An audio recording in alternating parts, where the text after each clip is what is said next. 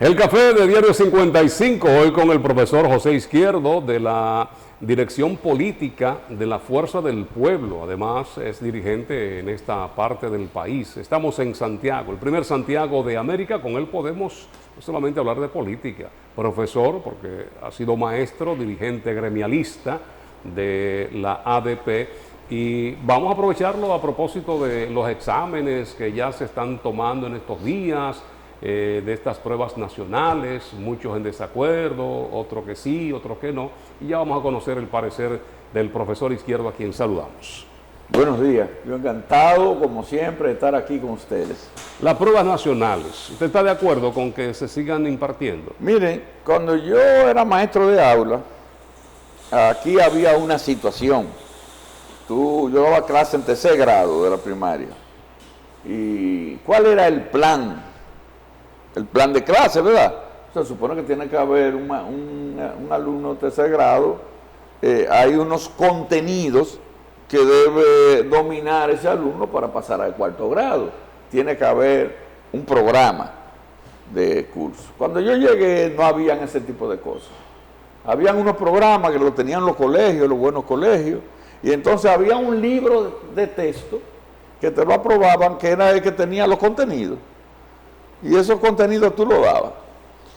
Y resulta que en un punto determinado, cuando tú ibas, por ejemplo, los alumnos de primaria, que era el sexto curso, cuando tú llegabas así al sexto curso, tú te graduabas de primaria.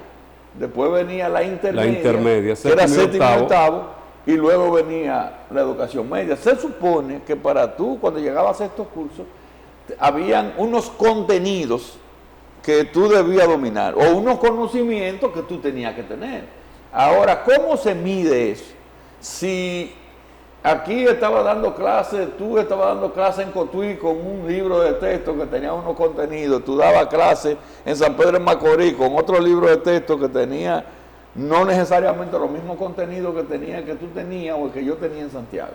Entonces había una dicotomía de todo el mundo dando contenido sin saber qué hacer. Eso ocurría en todos los niveles. Cuando se llegaba al cuarto de bachillerato, se supone que para tú graduarte de cuarto de bachillerato debían unos conocimientos, tener unos conocimientos hacia alumnos, unos conocimientos estándares en el país.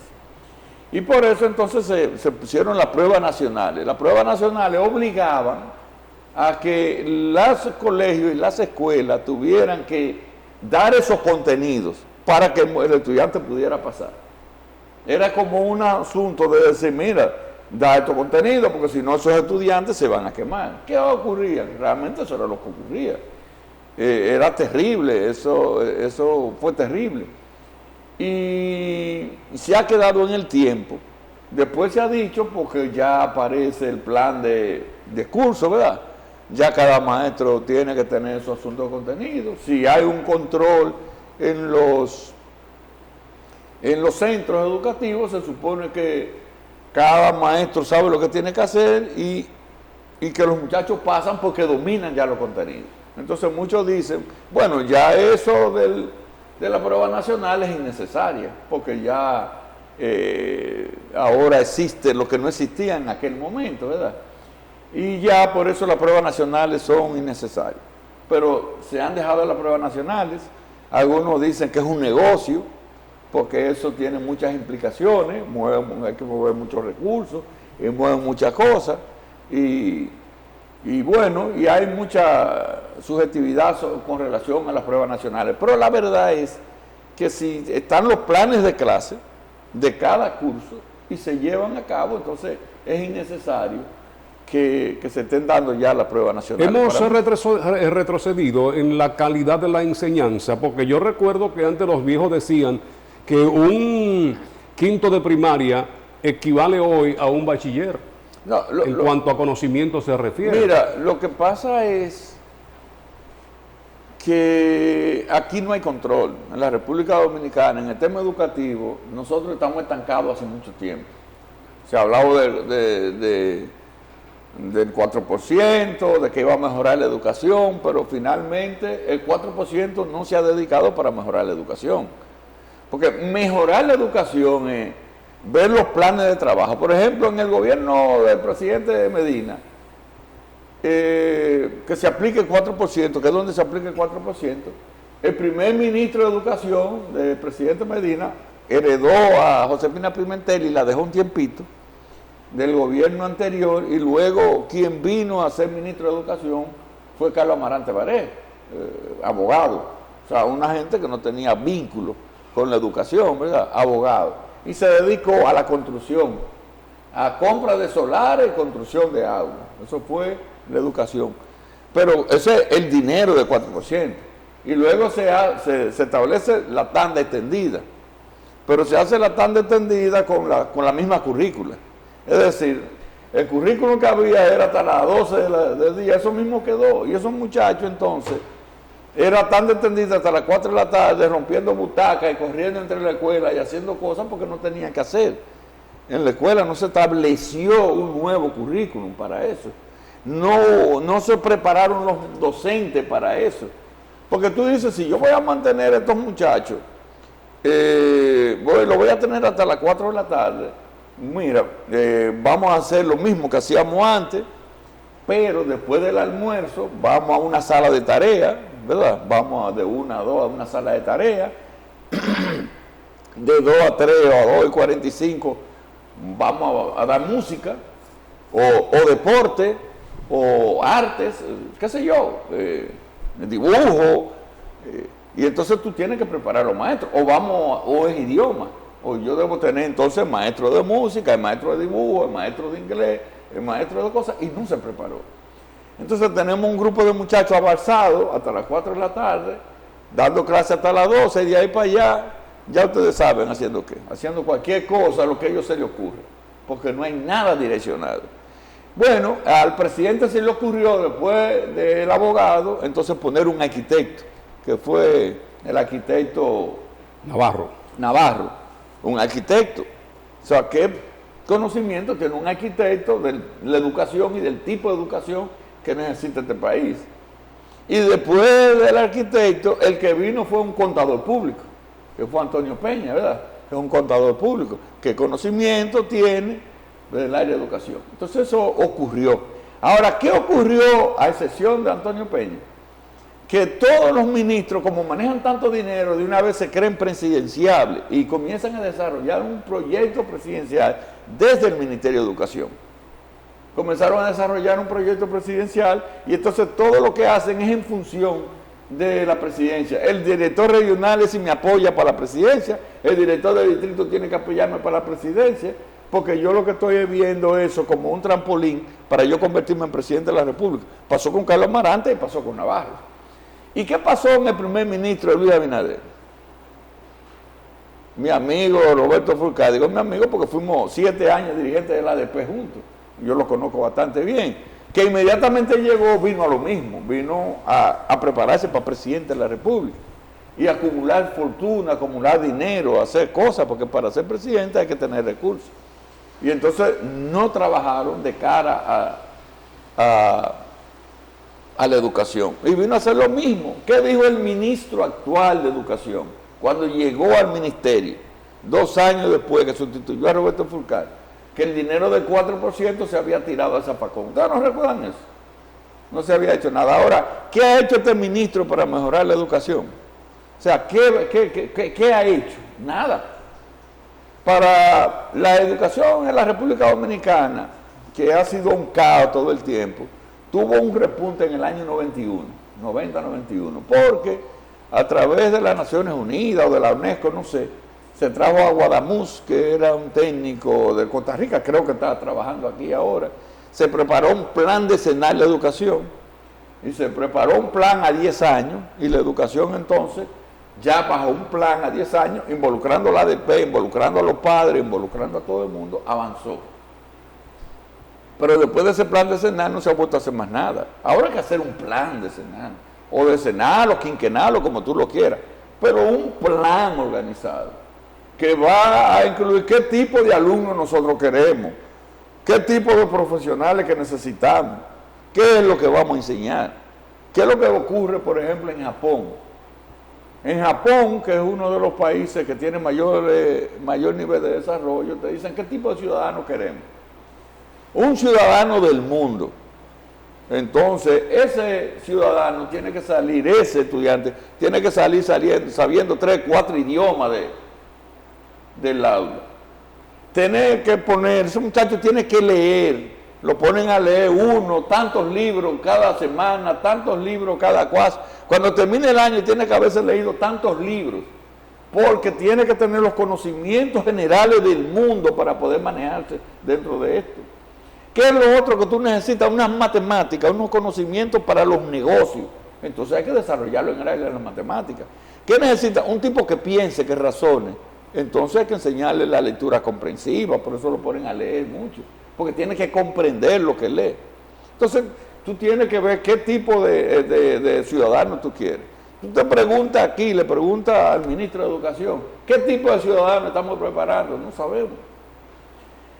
Entonces tú tienes que preparar el alumno acorde a la economía tuya, hacia dónde marcha tu país. Hoy nosotros deberíamos estar preparando a los estudiantes de nosotros, que tienen que aprender lenguas, diferentes idiomas. ¿Por qué? Porque nosotros tenemos una economía de servicio. Nuestra principal entrada económica, nuestras principales entradas, todo tiene que ver con el exterior, que es el problema del turismo. Y los turistas son de diferentes idiomas que vienen aquí. La otra es la zona franca, que trabajamos para países con diferentes idiomas. La tercera entrada que tenemos aquí, a veces tercera, es el tema de las remesas que vienen de otro país. Entonces, nosotros estamos condenados a ser un país que nuestros hijos sepan hablar por lo menos los principales idiomas. Y eso nos va a colocar a nosotros en buena posición. Y lo otro es que ahora mismo, quien domina la tecnología, los conocimientos tecnológicos, es la persona que tiene posibilidad de desarrollo en el mundo. Entonces nosotros tenemos que preparar gente que maneje idiomas, gente que maneje la tecnología, que maneje ese tipo de cosas. Entonces estaremos preparando un ciudadano para el futuro en la República Dominicana. Profesor, el ministro de Educación, acompañado de la vicepresidenta, el excelentísimo señor presidente de la República, tuvieron una actividad de celebración a propósito del nivel en el que estamos, por cómo quedamos en la prueba PISA. ¿Tú sabes cómo fue que quedamos en la prueba PISA? ¿Tú sabes cómo fue? Estábamos en el último lugar, ¿verdad? En el último lugar. Si eran 90, nosotros quedamos en el 89 y estamos celebrando que quedamos en el 89. No sabemos si fue que el que pasó al 90 lo hizo peor que nosotros, o retrocedió y nosotros pasamos, o si fue que nosotros avanzamos. No lo sabemos. Yo quisiera saber si fue que avanzamos o el que nos pasó por detrás de nosotros retrocedió. Si estábamos en el último lugar, eso quiere decir que estamos detrás de Haití. Si estábamos en el último lugar, eso quiere decir que estábamos detrás de Nicaragua, estábamos detrás de Honduras, estábamos detrás, son países más pobres que nosotros. Claro. O estábamos detrás de Guatemala, que son países más pobres que nosotros, El Salvador, que son países más pobres que nosotros. Por decir países de América. Entonces nosotros estamos por detrás de todo el mundo. Estamos celebrando que avanzamos un punto. Dejamos Nicaragua. Vamos a recibir a Xiomara con el Café Santo Domingo, lo mejor de lo nuestro. Buen Café día. Santo Domingo. Tenemos dos presentaciones aquí, que es el tapa roja, es el café tradicional, y el tapa verde, que es el descafeinado. Gracias, Xiomara. Café Santo Domingo, lo mejor de lo nuestro. ¿Debiera elegirse el ministro de Educación fuera de todo contexto o escenario político? No, lo que el gobierno tiene que tener claro, el presidente de la República, esta cosa que yo estoy diciendo. Y si hay un plan, y estamos trabajando de cara a un plan de educación, tú tienes que poner una gente en educación que sepa de eso y que vaya a aplicar ese plan. Inmediatamente se desvía, y usted lo ve, que comienzan de una vez a hacer negocios, a dar obras, a hacer recursos, a acumular recursos porque está aspirando a presidente de la República. No, hay que llamarlo. Usted va a aspirar, abandóneme eso, porque esto es muy sensible.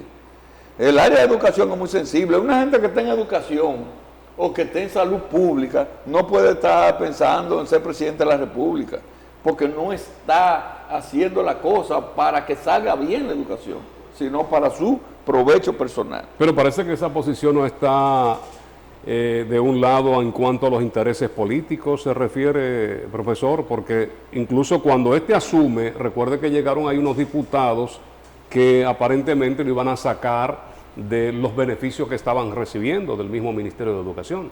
¿Te recuerda que hubo una reunión y el ministro lo sacó porque no era eso y lo otro?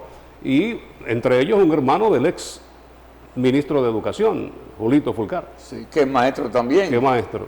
Y que aspira a senador. Bueno, No, ya es senador. salió electo. Senador. Y que es parte del equipo de su hermano, del equipo presidencial de su hermano, que sigue aún pensando que puede ser presidente de la República.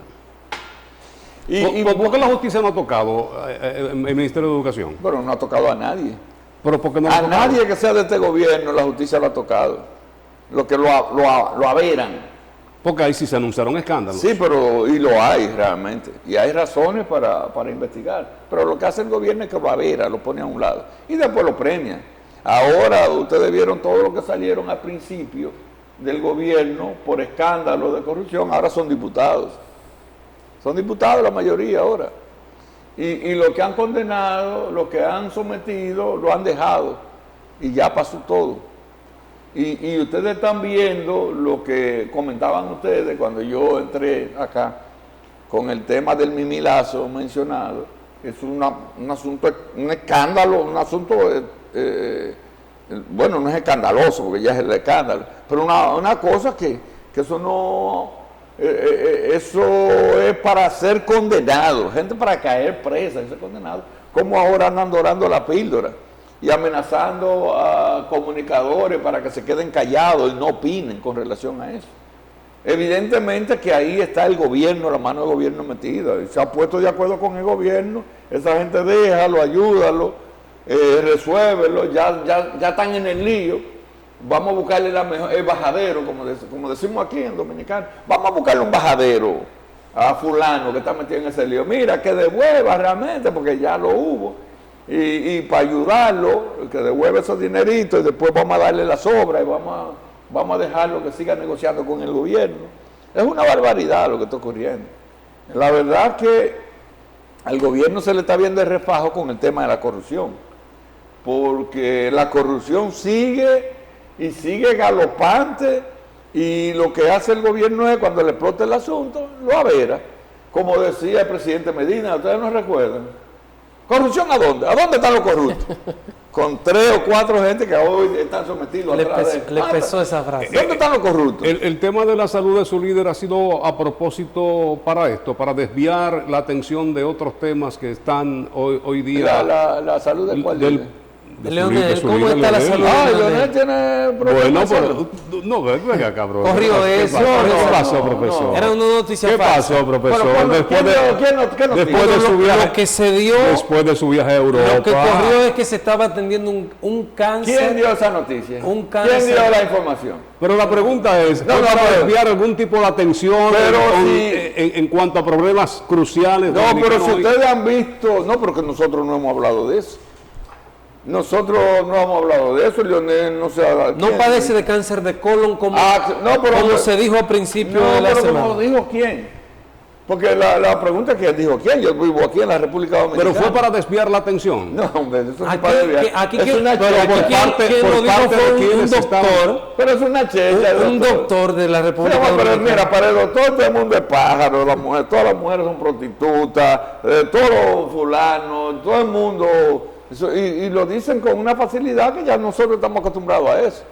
Yo no creo que nadie esté haciendo caso a eso. Bueno, pero él decía que un colega suyo, médico, porque él estudió en España, que un colega suyo, con quien él estudió, que trabaja en el lugar donde estaba recibiendo el tratamiento o atenciones, el expresidente Fernández, fue quien le informó a él que estaban tratando de colon. Mira, todos gozamos con las ocurrencias del doctor. Yo gozo muchísimo con la ocurrencia de él.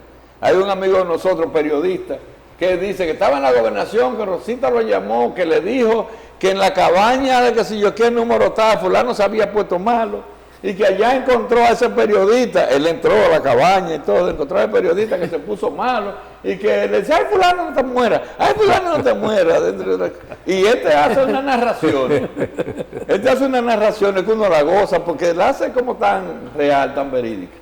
Pero la verdad, señores, que ustedes han visto que el presidente estuvo en Europa, estuvo en 2 universidades de Inglaterra, en 2 universidades, estuvo dando charlas, participando en eventos en esas universidades, estuvo en eventos en España, porque no fue un viaje de salud ni de paseo, sino viajes puntuales, reuniones con la Fuerza del Pueblo en España, y luego viene y regresa aquí. Ya esta tarde tenemos una reunión política, y el viernes que viene tenemos la dirección central que se reúne de cara a nuestro próximo congreso. Estamos hablando de una persona absolutamente, gracias a Dios, en plenitud de condiciones.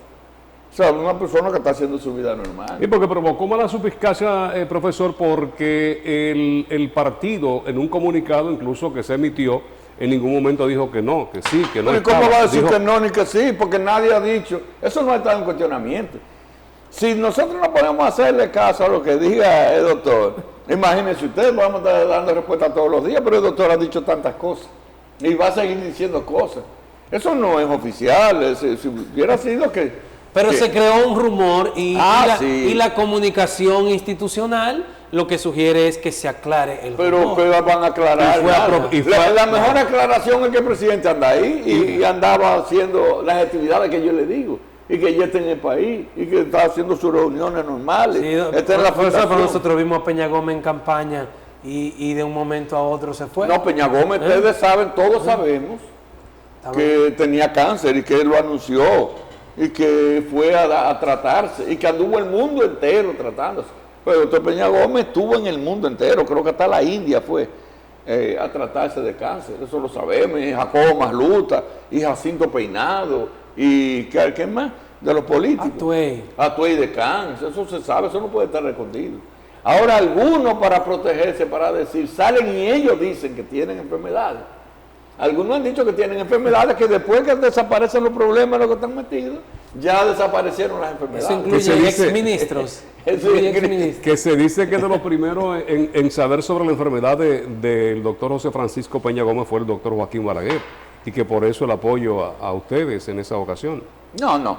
El apoyo a nosotros fue porque en el sistema de partido de nosotros, antes del 94 era un sistema tan cerrado y tan contradictorio que en las actividades políticas que se hacían los fines de semana era raro que no hubieran heridos y muertos y agolpeados, a tiros, se bajaban a tiros, porque aquí habían 2 bandos, desde los bolos y los rabuces, los trujillistas y los antitrujillistas, los balagueristas y los antibalagueristas, y los rojos y los blancos. Eso era de caerse a tiro a cada rato, eso era un espectáculo. ¿Y qué pasa? Que las contradicciones eran tan fuertes entre reformistas y PRDistas que Balaguer entendía que si Peña Gómez ganaba iba a caer preso. Mínimo iba a caer preso. Recuérdense que Balaguer metió preso a Jorge Blanco. Y él sabe lo que iba a ocurrir cuando él saliera si ganaba el PRD. Iba a hacer cualquier cosa para que el PRD no ganara, como al final lo hizo, que fue apoyar al presidente Fernández. Y entonces usted dice que no tiene un peso en esa decisión el hecho de que Fernando Álvarez Bogar iba a quedar como presidente y que Balaguer sabía, porque Balaguer sabía que Peña Gómez tenía un cáncer muy avanzado y todo el mundo sabe el conflicto que había entre Álvarez Bogar y Balaguer. Sí, claro. Incluso 2 años después de... Pero no era eso. El problema no era que Álvarez Bogar iba a quedar presidente, era que Balaguer iba a caer preso. Era que iba a ser desconsiderado él y sus cercanos por lo que él le hizo a Salvador de Blanco. Bien. Vamos a publicidad. Ya regresamos. El profesor José Izquierdo está con nosotros, de la Dirección Política de la Fuerza del Pueblo y de la dirigencia aquí en Santiago de este partido.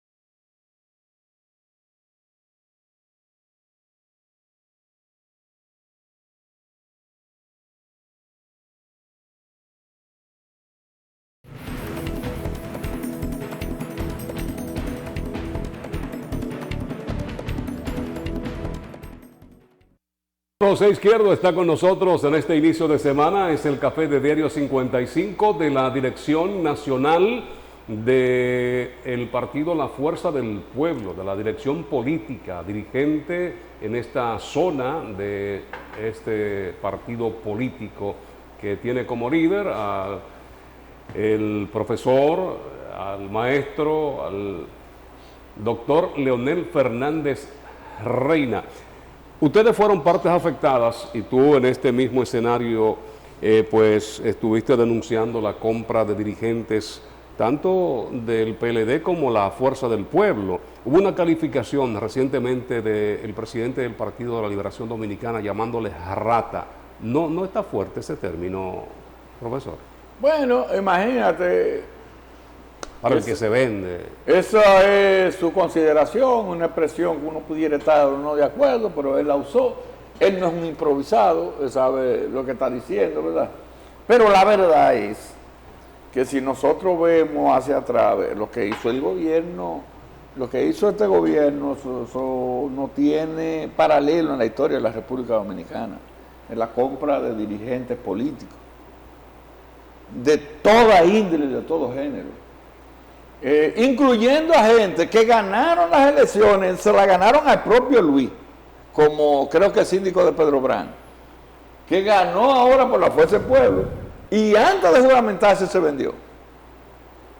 Antes de juramentarse se vendió.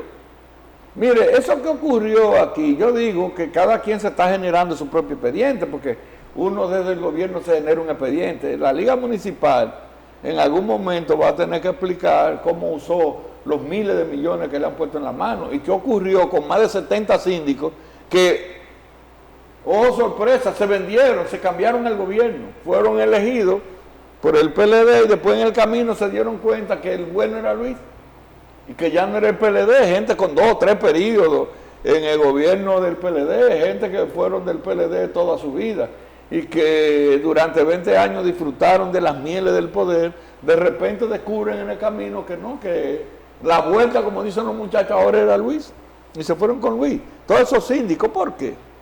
Porque la Liga Municipal la prepararon, le pusieron miles de millones de pesos, y después eso tenía un precio. Cada alcalde de eso que se fue tenía un precio. Y se compraba. Yo se lo puedo decir, cuando me siento aquí a decírselo, porque conmigo se sentaron gente que me dijeron lo que le estaban ofertando y le estaban ofreciendo. Desde la Liga Municipal. Sí, no era la Liga Municipal, te lo hacía, es un síndico amigo, pero con los mismos recursos, con el mismo asunto. El síndico amigo, el de la Liga directo, o un amigo, pero desde la Liga era que se manejaba eso, y te decían cuánto se ofrecían. Con el propio presidente Fernández, porque lo conversé con él una vez, me decía una gente del sur que el papá de una síndico del sur vino a decir que a su hija le ofrecieron tanto y que él le dijo a su hija que se hacía eso y le pusieron un precio y terminó la hija yéndose. Lo negó públicamente y después terminó yéndose. Le pusieron un monto. Tú que eres alcalde, tienes un periodo, tienes 2 periodos, ves la posibilidad que no va a salir, que se te ha puesto la cosa difícil al término de tu mandato, y vienen y te ofrecen 8, 10 millones de pesos, que te lo van a poner en la mano, y te dicen, tú vas a ser candidato a nosotros, y te vamos a apoyar, y te vamos a hacer la calle, te vamos a hacer los contenedores, y te vamos a poner dinero, aparte de lo que te daban a ti, te ponían dinero para que el ayuntamiento resolviera, y te iban a dar dinero para tu campaña. Ese es el plan perfecto. Pero tú me estás, primero, ya yo voy a salir, tú me estás dando dinero, con lo que ya yo me voy a tranquilizar, me voy a liquidar, como dicen los muchachos. Y aparte de eso me va a apoyar para que yo sea candidato por su plan perfecto. Profesor, ¿Qué fue lo que ocurrió? Llamó la atención que muy temprano, el día de las elecciones, el líder de la Fuerza del Pueblo, Leonel Fernández, llamó para reconocer el triunfo del actual presidente.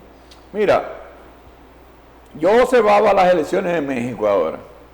Ganaron las elecciones en México, pasó más o menos aquí, 3 candidatos. Uno saca cerca de un 60%, uno saca un 30, un 29, 28, y el otro saca un 10, parecido más o menos a lo que ocurrió aquí. Y vi que la candidata perdedora, que saca un 29 con 30 puntos de diferencia, ¿verdad? se proclama ganadora, porque la vi, le estaba dando seguimiento a eso, es una ridiculez. O sea, en el mundo tú no puedes proclamarte de nada, tienes que esperar y saber qué yo voy a decir. Oye, ahora yo me proclamo que gané, y en 2 horas ya ganó el otro. ¿Qué pasó contigo? Es una inmadurez, una cosa, una falta de respeto a ti mismo. Tú te estás faltando de respeto a ti mismo. Entonces, si nosotros vamos a un proceso electoral y Luis es el que ganó o es el que va adelante, ¿qué tú crees que va a decir Leonel Fernández, un hombre de la formación, de la preparación de Leonel Fernández? ¿Sí que ganó? ¿O que no Pero ganó? el asunto es que eso contrasta con que 4 días después el mismo Leonel Fernández va a decir que se robaron, que compraron las elecciones. Que compraron las elecciones. ¿Cuál es la diferencia entre una y otra cosa? En que si a mí me roban las elecciones porque la compraron, porque no la ganaron justa, yo no felicito a nadie. No, porque Leonel Fernández... No, pero si una competencia injusta, no, yo no lo voy a felicitar. Lo que hizo Luis con Danilo en el 16, que no lo felicitó. No lo felicitó, pero es que eso no está bien. O no felicitó a Leonel tampoco en el 2008. No lo felicitó. O sea, yo recuerdo que en la ADP yo duré aspirando, la ADP hacía elecciones cada 2 años, yo duré como 8 o 10 años aspirando y perdiendo. Y me llamó mucho la atención que cuando yo gané en el 95, no me felicitaron, ni los que perdieron fueron a mi juramentación. Es una barbaridad. Cuando yo salí, yo fui a la juramentación del otro. El que pierde en Buena Lid tiene que felicitar al otro, eso es lo que se usa. En Buena Lid. No. Es que Leonel dice que no fue en Buena Lid. No, que compraron las elecciones. Exacto. Y eso no le cabe duda a nadie que la compraron ahora. Entonces no es legítimo. Sí, pero el presidente Fernández ya se quedó, ya le van a declarar. Ahora, yo te felicito, te quedaste, y yo te digo, bueno, con malas artes, con lo que tú seas, pero ya eres tú. Y si yo digo te felicito, yo tengo que decir que tú lo hiciste en Buena Lid. No. ¿Fue una excusa esta, profesor, para no reunirse con el presidente? No, eso no fue excusa. Es que fue verdad que la compró. Pero ustedes lo están viendo ahora. Yo vi un artículo de Juan Ariel. Juan Ariel, que es un dirigente. Jiménez. Juan Ariel Jiménez, que es un dirigente del PLD. Yo vi un artículo que publicó en el Listín Diario hace 8 o 10 días, que habla de abril. ¿Cuánto gastó el gobierno en abril del 20? O en abril del año anterior, ¿y cuánto gastó en este abril? Y ustedes ven que en un renglón, por ejemplo, como electrodoméstico, el gobierno compró 20 millones de pesos en electrodomésticos en el abril anterior, y ahora 800 millones en este abril. ¿Qué pasó? Que de 20 millones a que tú gastas 800 ahora. Es que no hubo tanta lluvia, no hubo tantas lluvias y tantos desastres atmosféricos. Ahora no hubo, pero hubo otro desastre que fueron las elecciones. Y entonces, ¿qué pasó? Que tú en comunicación gastaste, por ejemplo, 60 millones y ahora gastas 1000 y pico. ¿Qué pasó que en propaganda del gobierno tú gastaste 100 millones en el otro abril y ahora gastas 1000 tantos millones? ¿Qué pasó en abril? ¿Qué pasó en abril? Esa cifra que da Juan Ariel te dice qué fue lo que hizo el gobierno. ¿Qué fue lo que hizo el gobierno? Y los datos que te da el presidente de la República, eso de comprar 70 síndicos, ¿qué significa eso? Eso es comprar las elecciones. Eso de comprar tantos dirigentes políticos que se fueron al final, ¿qué es eso? Es comprar unas elecciones. Ahora, yo te voy a decir que tú la compraste. Yo lo felicito. Tú me dices a mí, a Luis, bueno, vamos a felicitarlo. Ahora, nos vamos a preparar porque tú no me vas a hacer lo que tú hiciste ahora. Luis sorprendió a todo el mundo.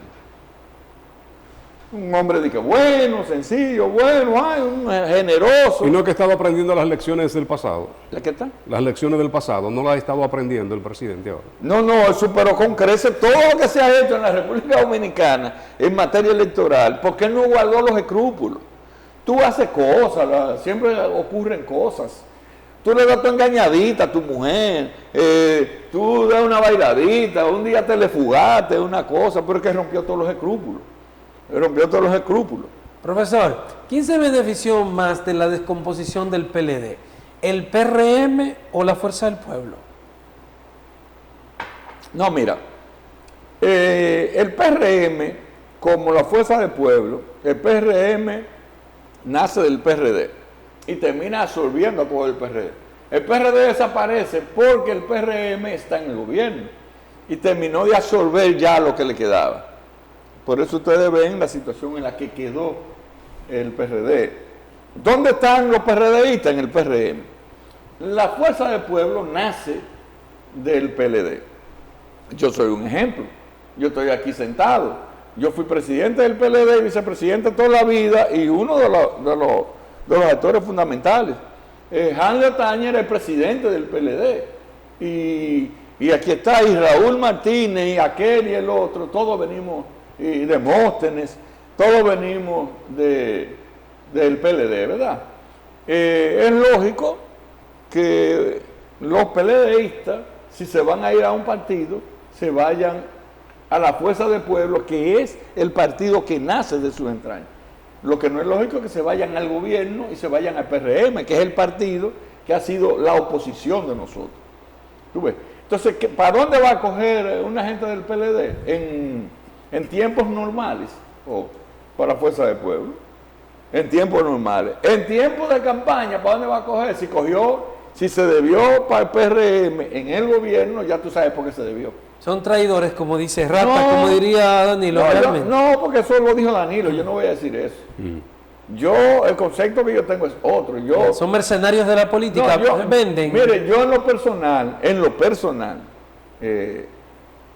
soy amigo del presidente Fernández, he sido amigo de él, y Danilo Medina se juramentó el 12, en agosto, 16 de agosto del 12, y el 17 me sacó del gobierno, y duró 8 años, y yo no participé del gobierno.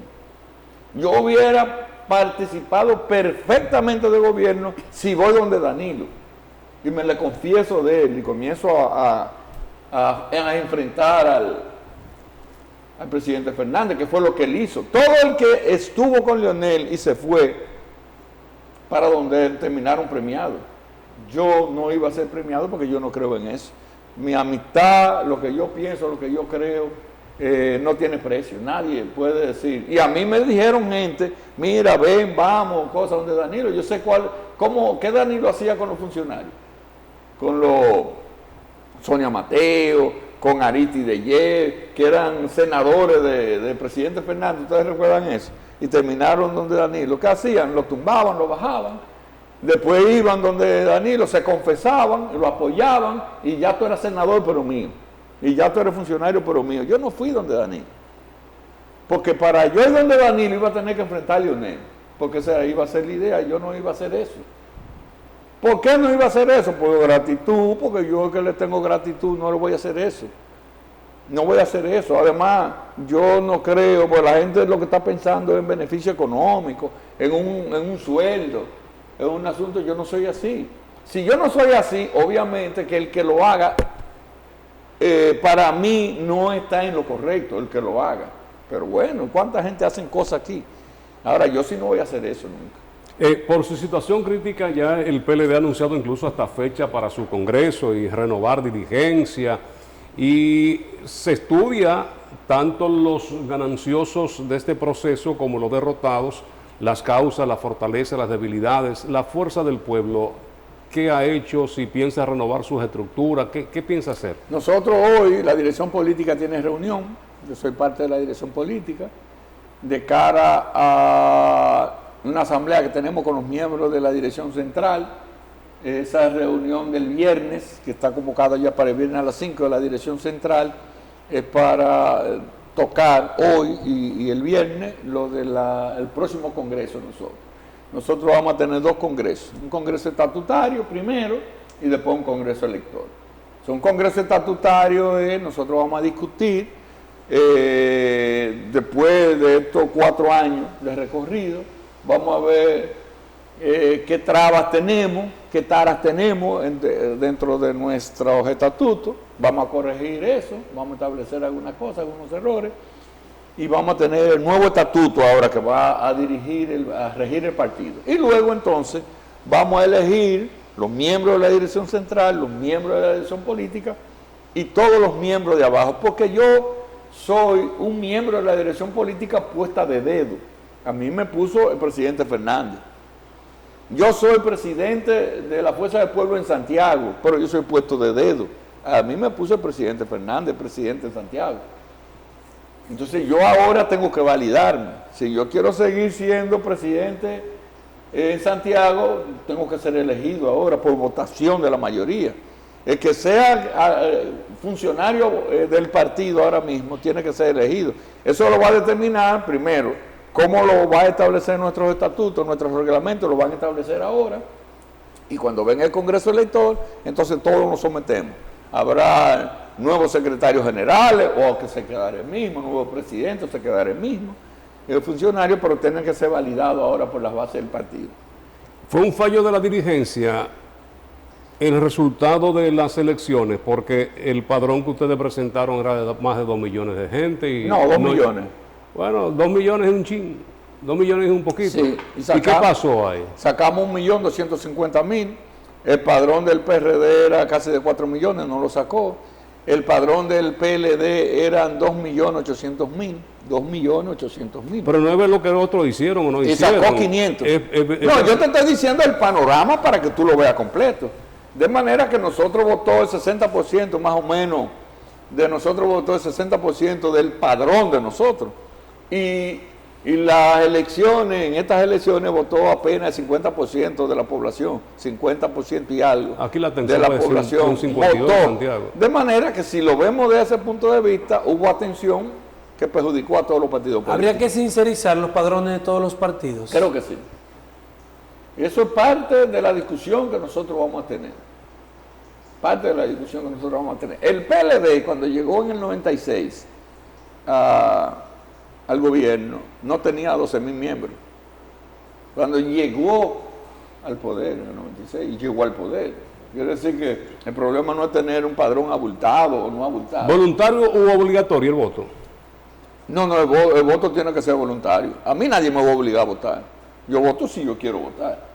En la etapa del mundo que estamos ahora mismo, a nadie lo obligan a nada ya. A nadie lo pueden obligar a nada. Eso no está en discusión. Es un deber ir a votar, pero no una obligación. ¿Y el método de elección en las boletas plurinominales se debe quedar con el voto solo directo sin que intervenga el sistema de home? No te entendí la pregunta. O sea, hoy día tenemos una modalidad en la que primero se hace un trabajo de método de Hunt, ¿verdad? Y dependiendo de los escaños que el método de Hunt le dé a un partido, entonces luego se va al voto directo. Y quienes hayan sacado más votos de manera particular, bueno, asumen los escaños que a ese partido le dio el sistema de Hunt. A ver si te entiendo. El voto ahora mismo es preferencial. Es decir, preferencial. Un partido elige, por ejemplo, la circunscripción 1, hay 8 diputados. Cada diputado entra en igualdad de condiciones. Antes, cuando yo fui diputado, era un listado. Yo quedé en segundo lugar. Julio César Valentín quedó en primer lugar, yo quedé en segundo lugar. Finalmente fui en la posición número 3, porque Nelson Sánchez era del Comité Central y eso le daba un privilegio, por eso lo colocaron en el 2. Y entonces yo pasé al 3 y yo fui diputado. Yo fui diputado y gasté 10.000 pesos. En esa campaña entera yo gasté 10.000 pesos, que fue una calcomanía que hice yo, maestro, porque algunos compañeros maestros decían, pero hay una calcomanía para yo ponérsela por lo menos aquí a la carpeta mía, para que sepan que yo estoy contigo. Hice unos afichitas, eso fue lo que yo hice, una calcomanía. Ahora el método es preferencial. Ahora, si yo soy candidato, yo tengo que salir a la población a ganarme mi voto. ¿Qué ocurre con el voto preferencial? Que los votos tienen un precio. Por ejemplo, yo conozco de gente que gastaron 5 millones de pesos y sacaron 1.000 votos. Yo conozco de gente que gastaron 12, 13 millones de pesos y sacaron 2.000 votos. ¿Cómo sale el voto? Entonces, los que tienen dinero, por ejemplo, Gutiérrez, ustedes recordarán a Gutiérrez que está preso, diputado del PRM, que está preso en los Estados Unidos, fue el diputado más votado del país, creo, y gastó millones y millones de pesos, porque iba a los sitios y era, ¿cuánto que tú necesitas? Agarra ahí. El motor está viejo, dame un motor nuevo, dame esa goma tan nueva, póngale goma nueva a los motores. Y entonces, el que tiene dinero es en el voto preferencial el que gana. Pero es que no es el método. Sí, pero se suman, esos votos se suman al partido, al profesor. Es preferencial en una segunda fase. Esos votos se suman. Sí. La primera fase es voto preferencial. Ahora, el método de Hon es que si yo saqué todos mis candidatos, sacaron un 60% de los votos, entonces eso me da a mí 6 de 8, como en el caso del PRM ahora, en la circunscripción 1, le da 6 escaños. Los 6 más votados de ese partido, eso es lo que establece el método de Hon, Sí. son los que entran. Y si le da 1 a la Fuerza del Pueblo, el más votado de la Fuerza del Pueblo fue el que entró. 1 del PLD, el más votado fue el que entró. Ese es el método de Hon. Te toca un escaño, el más votado. Ahora, ¿dónde está el problema? No es el método de Hon que está el problema. El problema está en el voto preferencial. El problema está que ahora, Explique eso. ahora lo que pueden aspirar a diputados son los narcotraficantes, porque esos tienen dinero que gastar mucho, y el que compitió con un narcotraficante perdió. El Congreso Dominicano está lleno de narcotraficantes. Profesor, pero Oye, es que esa oye. teoría se cae. Oye, Cuando uno oye. toma, por ejemplo, el caso de Horacio, José Horacio, el diputado de Opción Democrática. Que fue, bueno, sí, una línea muy particular, no creo que se le pueda acusar ni de narcotraficante, ni de corrupción. Tiene una línea muy particular propia de Opción Democrática, y saca más de 14,000 votos, Sí. pero se queda fuera y entra el hijo de Charlie Mariotti con 3,000 votos. Sí, pero no te vayas a la capital. Entonces, vámonos aquí a la circunscripción 2. Perfecto, igual en la aplica. circunscripción 2, Isla Genao tuvo una altísima votación. Sí. Exacto. Y se quedó fuera. Y se quedó porque fuera. ese partido no le tocó un escaño. Entonces, sí hay un problema con el método Hunt, que no tiene que ver con el financiamiento, el origen Que del muchas veces financiamiento. usted no sabe para quién trabaja. Claro.